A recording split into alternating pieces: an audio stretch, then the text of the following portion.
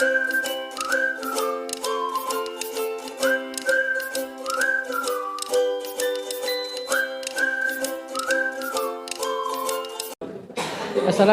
warahmatullahi wabarakatuh. Apa kabar anak-anak? Saya berharap semuanya sehat walafiat. Dan khusus untuk teman kita yang lagi sakit hari ini, mari kita bersama-sama mendoakan supaya cepat sembuh. Anak-anak, di masa pandemi sekarang ini, khususnya COVID-19 ini, tentunya kita dituntut untuk selalu menjaga imun dan juga sekaligus iman kita agar kita bisa terhindar dari virus ini, virus yang sangat mematikan ini. Dan seperti apa sebenarnya virus ini? Itulah yang akan menjadi bahan diskusi kita pada hari ini. Anak-anakku sekalian, adapun tujuan pembelajaran yang akan kita capai pada hari ini, yang pertama, siswa dapat mengidentifikasi ciri-ciri virus. Yang kedua, siswa dapat mendeskripsikan struktur tubuh virus. Ketiga, siswa dapat menjelaskan tahap-tahap replikasi virus. Yang keempat, siswa dapat menjelaskan peranan virus dalam kehidupan. Anak-anakku semua, perhatikan gambar yang saya tayangkan di atas. Di sini ada berbagai fenomena yang terjadi saat sekarang kita dilanda pandemi COVID-19. Di sini saya memberikan tugas kalian bisa memaknai daripada gambar yang saya tampilkan. Setelah kalian mengamati gambar di atas, coba angkat tangannya yang dapat menjelaskan tentang gambar yang dilihat tadi.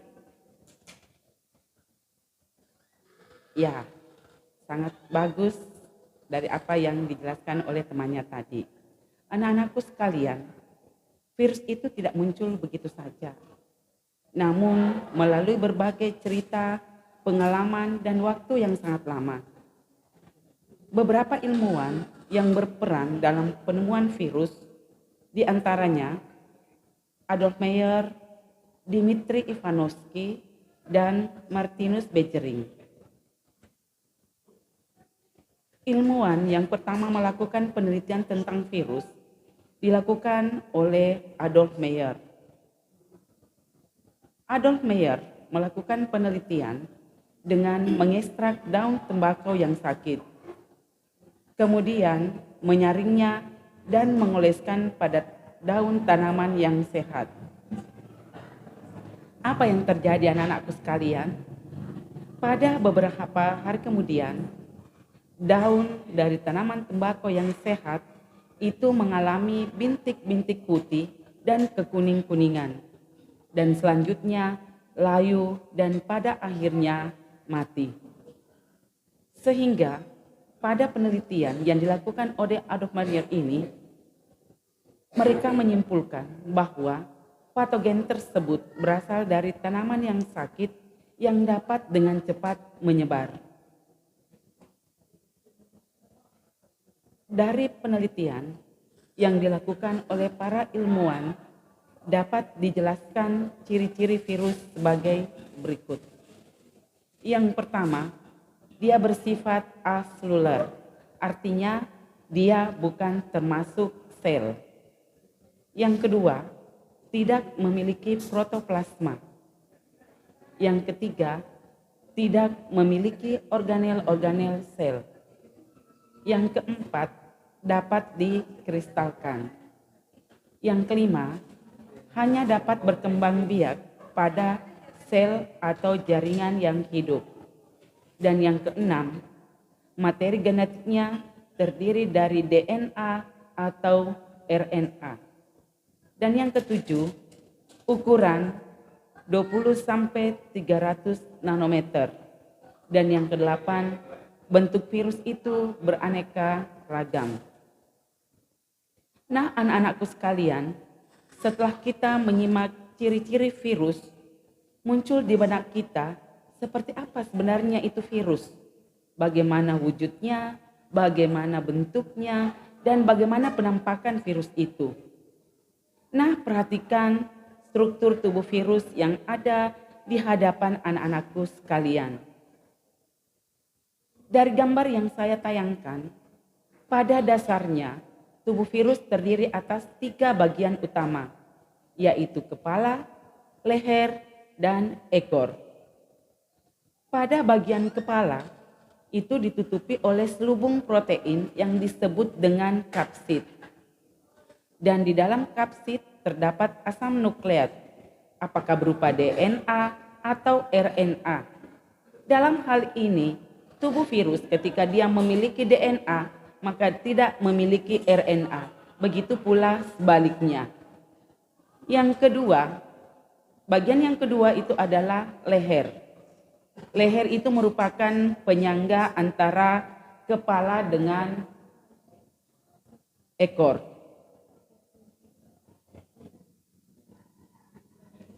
Dan yang terakhir adalah ekor, yang terdiri atas serabut ekor, jarum penusuk, dan lempeng dasar. Nah, anak-anakku sekalian, berdasarkan struktur tubuh virus yang dijelaskan tadi, maka virus dapat dikelompokkan ke dalam 5 penggolongan atau pengklasifikasian. Yang pertama, berdasarkan kandungan asam nukleatnya. Ini penggolongan virus terbagi atas 2, yaitu virus DNA dan virus RNA. Contoh dari virus DNA adalah herpes virus, dan contoh dari virus RNA adalah tobacco mosaic virus. Penggolongan yang kedua, ini kita lihat berdasarkan bentuk dasarnya. Terdiri atas icosahedral, helikal, dan kompleks. Contoh virus dari icosahedral itu adalah polio dan adenovirus. Sedangkan contoh helikal yaitu influenza dan tobacco mosaic virus. Sedangkan contoh virus kompleks itu adalah poxivirus. Kemudian penggolongan yang ketiga itu berdasarkan selubung nukleoplastid yang terdiri atas virus berselubung dan virus telanjang. Contoh virus berselubung yaitu togovirus dan retrovirus. Sedangkan contoh virus telanjang yaitu adenovirus dan papovirus. Penggolongan yang keempat itu berdasarkan jumlah kapsomernya. Terdiri atas virus yang memiliki kapsomer 252, contohnya adenovirus. Virus yang memiliki kapsomer 72, contohnya papovirus. Virus yang memiliki 60 kapsomer, itu contohnya picornavirus. Virus yang memiliki 32 kapsomer, contohnya parvovirus, dan virus yang memiliki 162 kapsomer, itu contohnya herpes virus. Dan yang kelima, penggolongan yang kelima virus itu didasarkan pada sel inangnya. Kalau berdasarkan dengan sel inangnya, itu virus dikelompokkan menjadi 3, yaitu sel inangnya dalam manusia, contohnya HIV. Kemudian yang ketiga adalah sel inangnya berupa tumbuhan, itu contohnya tobacco mosaic virus. Dan sel inangnya berupa hewan, itu contohnya rabies. Dan terakhir, sel inangnya adalah bakteri, contohnya adalah bakteriophage. Bagaimana cara virus berkembang biak? Virus dapat berkembang biak dengan melakukan proses replikasi. Replikasi virus terdiri atas 2 tahapan atau daur, yaitu daur litik dan daur lisogenik. Secara litik melalui 5 tahap, yaitu 1. Adsorpsi, yaitu penempelan virus pada inang. 2. Penetrasi. Pada tahap ini, virus melubangi membran sel inang dengan enzim lisosim. Setelah berlubang, virus akan menyuntikkan materi genetiknya ke dalam sitoplasma sel inang. 3. Replikasi. Pada tahap ini, materi genetik dari virus akan menonaktifkan materi genetik sel inangnya, kemudian mengambil alih kerja sel inang. DNA dari virus akan menjadikan sel inangnya sebagai tempat pembentukan virus baru. 4. Perakitan. Pada tahapan ini, molekul-molekul protein atau DNA yang telah terbentuk kemudian diselubungi oleh kapsid yang berfungsi untuk memberi bentuk tubuh virus. 5. Lisis. Pada tahapan ini, virus-virus yang telah matang akan berkumpul pada membran sel dan menyuntikkan enzim lisosom untuk menghancurkan membran sel. Sel yang membrannya hancur itu akhirnya akan mati.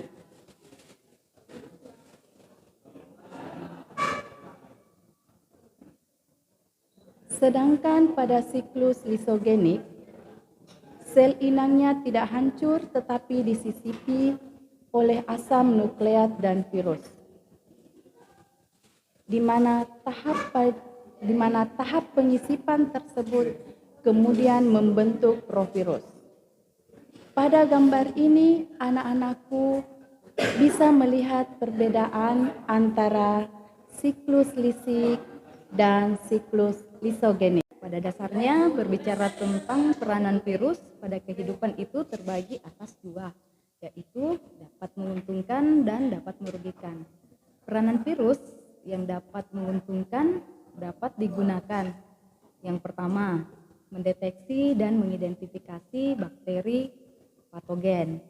Yang kedua, virus digunakan untuk penelitian. Yang ketiga, virus digunakan untuk membuat vaksin. Sedangkan peranan virus yang dapat merugikan itu menyebabkan penyakit pada manusia, hewan, dan tumbuhan. Contohnya HIV, AIDS, rabies, TMV, COVID-19, rubella, dan tungro. Dari awal pembelajaran hingga akhir dapat kita simpulkan bahwa yang pertama, tubuh virus terdiri atas kepala, leher, dan ekor. Yang kedua, replikasi virus terjadi dalam dua tahapan, yaitu daur lisis dan lisogenik. Yang ketiga, peranan virus dalam kehidupan ada yang menguntungkan dan ada yang merugikan.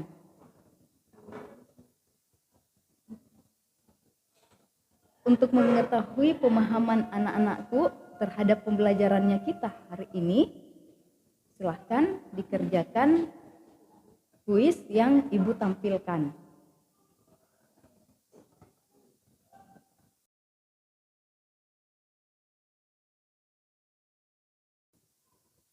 Demikianlah pembelajaran hari ini. Sebelum saya tutup, saya ingatkan tugas untuk pertemuan yang akan datang, yaitu membuat video pembelajaran tentang refleksi pada virus.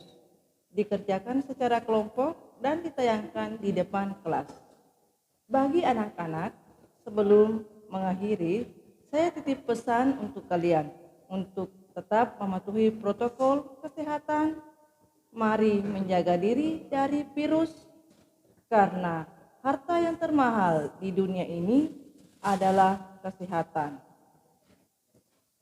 Jadi, mari selalu menjaga diri dan kesehatan.